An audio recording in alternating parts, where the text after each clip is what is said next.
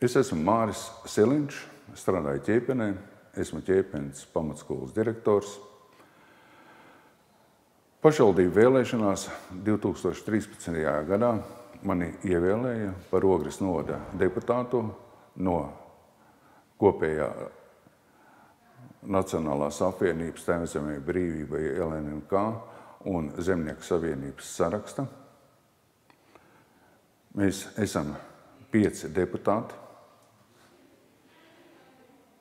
un es esmu lepnis par to, ka šajos 4 gados mums ir izdevies pilnībā īstenot tos izaicinājumus, kurus mēs bijām paredzējuši priekšvēlēšanu programmā.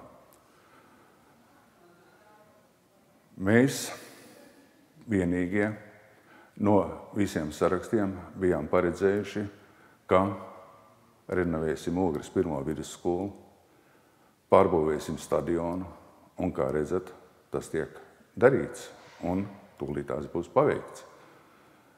Mēs paredzējām, ka ēdināsim skolēnus par brīvu līdz 5. klasei, bet esam gājuši tālāk, un brīvpusdienas mums ir piešķirts mazajās lauku skolās skolēniem līdz pat 9. klasei, bet pārējās lauku skolās ģimenes, kuras ir maz nodrošinātas, savas atvases tāpat var ēdināt skolā par brīvu.